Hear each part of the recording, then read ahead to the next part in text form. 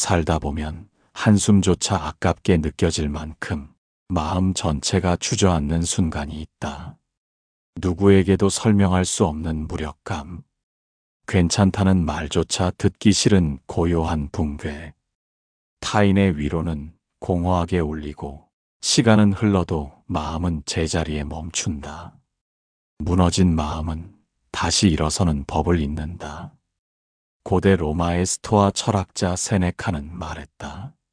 마음의 평온은 감정이 아닌 태도에서 온다. 그는 감정이란 억누르는 것이 아니라 다스리는 것이라 했다.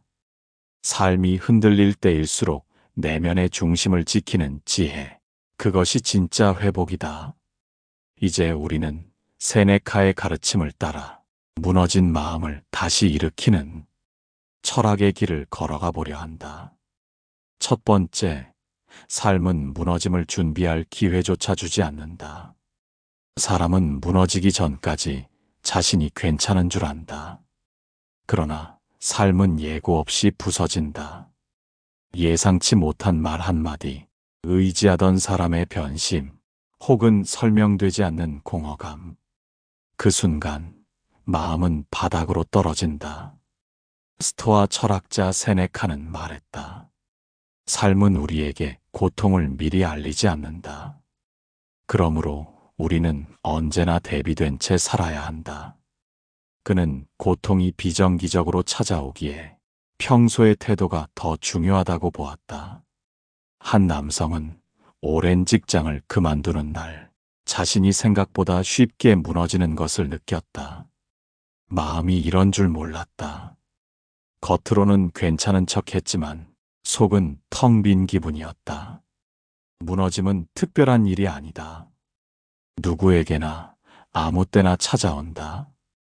그러므로 삶의 준비는 언제나 마음부터 시작해야 한다. 두 번째, 감정은 억누르는 것이 아니라 정리하는 것이다. 마음이 무너질 때 사람들은 흔히 버텨야 한다고 말한다. 그러나 억지로 참는다고 해서 감정이 사라지는 것은 아니다. 오히려 감추어진 감정은 언젠가 더 크게 터진다. 세네카는 화에 대하여에서 말했다. 감정을 억제하려 하지 마라. 그것을 이해하고 지나가게 하라.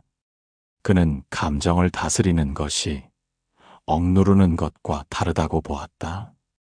어떤 이는 부모의 장례를 치른 후 멀쩡한 얼굴로 일상에 복귀했다. 그러나 몇 달 후 사소한 일에도 눈물이 터지고 분노가 치밀었다. 그는 그제야 자신의 감정을 제대로 바라보지 않았음을 알았다. 감정은 정리되어야 한다. 밀어두는 것이 회복이 아니라 있는 그대로 받아들이고 흐르게 하는 것이 회복이다. 세 번째, 왜 나에게만 이런 일이라는 질문은 고통을 더한다. 사람은 고통 앞에서 가장 먼저 자신에게 묻는다. 왜 하필 나인가? 그러나 그 질문은 답이 없는 곳에서 맴돌며 더 깊은 고통을 만들어낸다. 세네카는 말했다. 운명은 누구도 가리지 않는다. 다만 어떤 이는 그것을 받아들이고 어떤 이는 그것에 무너질 뿐이다. 그는 왜보다는 어떻게에 집중하라 했다. 한 여성은 이혼 후 자신의 인생 전체가 무너진 듯 느꼈다. 나는 평범하게 살아온 사람인데 왜 이런 일이 나한테 일어났지? 그 질문은 몇 년이 지나도 답을 주지 않았다. 고통은 누구에게나 온다. 고통을 바꾸는 건 이유를 따지는 것이 아니라 그 앞에서 어떻게 설 것인가이다. 네 번째, 모든 고통은 지나가지만 태도는 남는다. 고통은 아무리 오래 머물러도 결국은 지나간다. 그러나 그 고통을 대하는 당신의 태도는 삶의 흔적을 남긴다. 그 흔적이 단단함이 될 수도 있고 비틀림이 될 수도 있다. 세네카는 도덕적 서한집에서 말했다. 슬픔은 바람과 같다. 스쳐 지나가도록 놔두어라. 붙잡을수록 그것은 삶을 무겁게 한다. 그는 감정보다 그것을 대하는 태도를 더 중요한 문제로 보았다. 한 남성은 자식 문제로 오랜 시간 마음고생을 겪었다. 처음엔 분노하고 실망하고 심지어 단절까지 생각했다. 그러나 그는 어느 날 문득 생각했다. 내가 이 고통을 어떻게 견디느냐가 앞으로 내 삶을 결정짓겠구나. 고통은 언젠가 지나간다. 그러나 그 고통을 마주한 자세는 삶 전체의 방향을 바꾸어 놓는다. 다섯 번째, 무너진 자리에서 가장 먼저 해야 할 것은 정리다. 마음이 무너진 순간, 사람은 무언가를 해야만 할 것 같다. 누구를 탓하거나 무리하게 자신을 다잡거나 혹은 빨리 잊어버리려 한다. 그러나 그 순간 가장 필요한 건 무언가를 하는 것이 아니라 정리하는 일이다.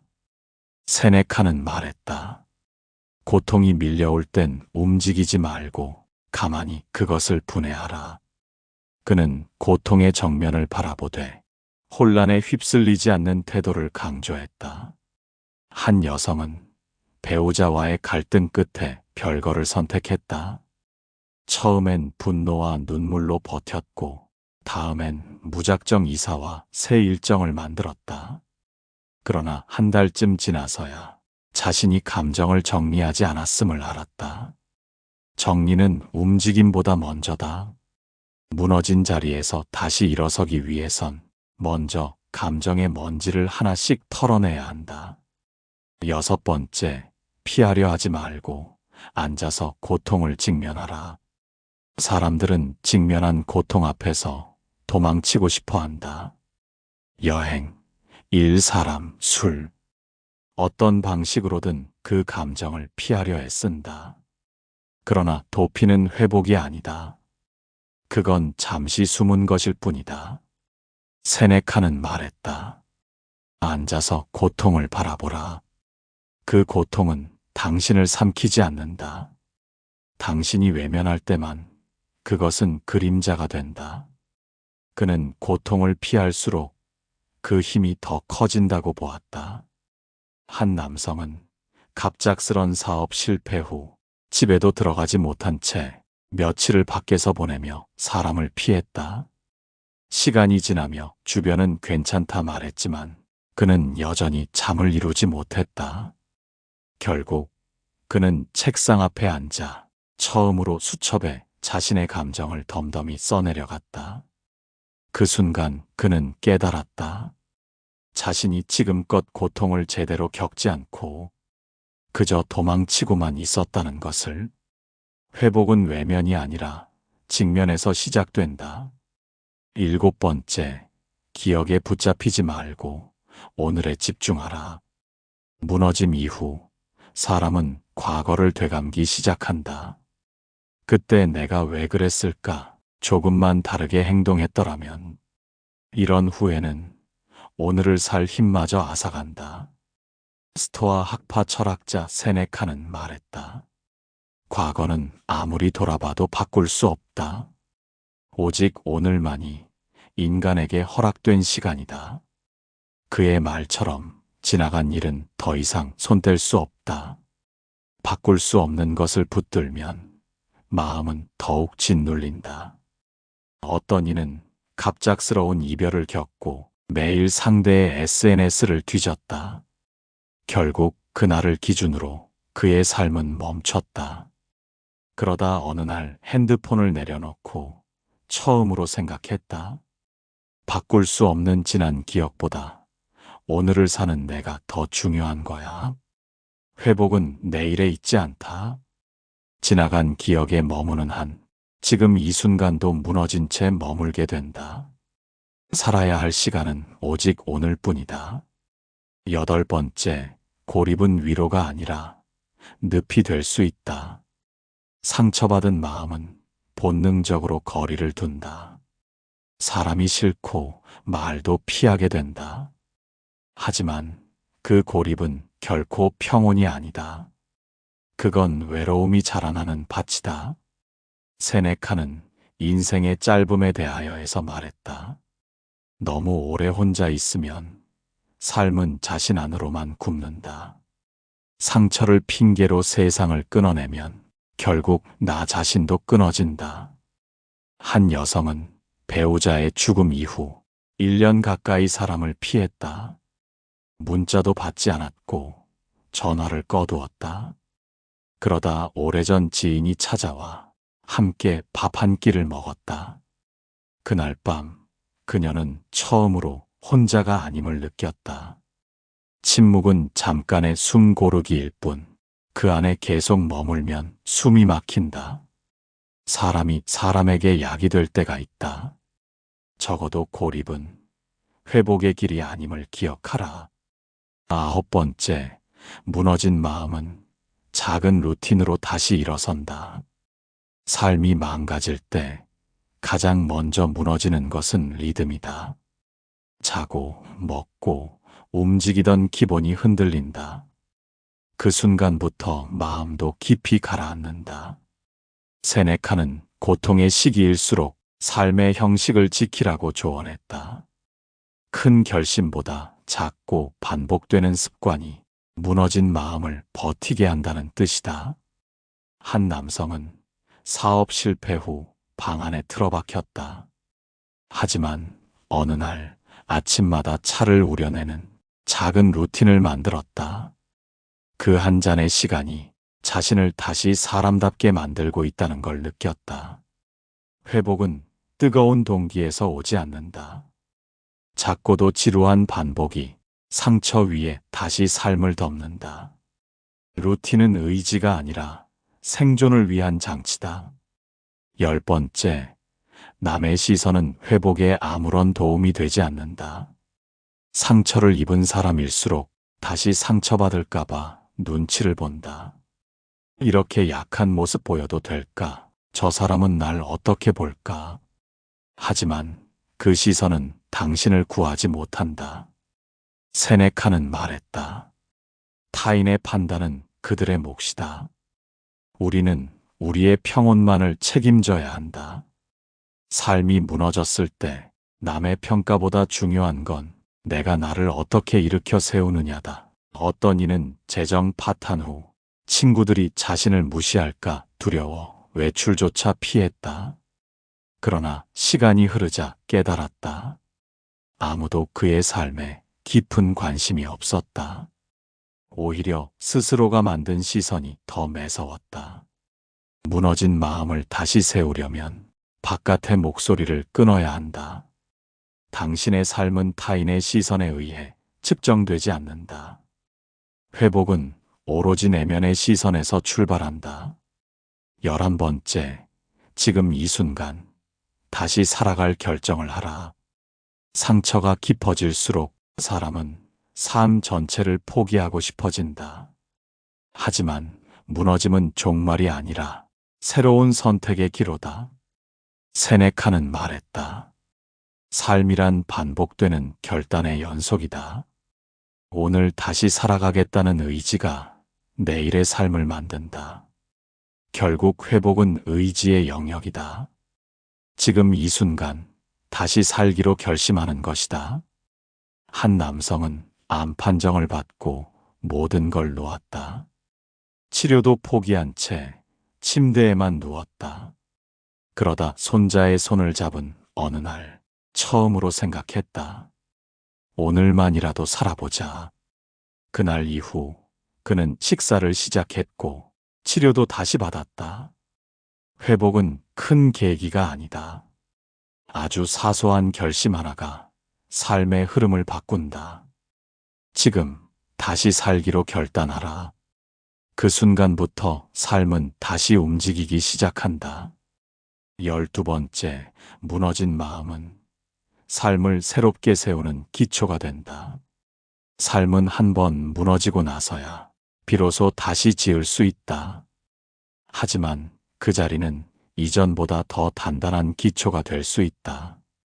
세네카의 철학에 따르면 시련은 인간을 깎고 다듬는 삶의 공방과도 같다. 그 고통을 견딘 이만희, 이전과는 다른 단단한 자아로 다시 세워진다. 마음이 무너진 순간 그 무너짐이 끝이 아닌 시작이 될 수 있다면 그는 이미 회복을 시작한 것이다. 어떤 이는 이혼 후 모든 인간관계를 끊었다. 하지만 홀로서기 과정에서 오히려 자신이 어떤 사람인지 무엇을 원하는지를 다시 알게 되었다. 그 고통이 없었다면 평생 남의 기준에 맞춰 살았을 것이다. 고통은 지나간다. 그러나 그 자리에 무엇을 세울지는 당신의 선택이다. 무너졌다면 이제 다시 지어라. 이번엔 더 단단하게. 삶은 무너질 순간을 미리 알려주지 않는다. 고통은 예고 없이 찾아오고 우리는 늘 준비되지 않은 채 쓰러진다. 그러나 중요한 건 그 자리에서 무엇을 할 것인가이다. 스토아 철학자 세네카는 말했다.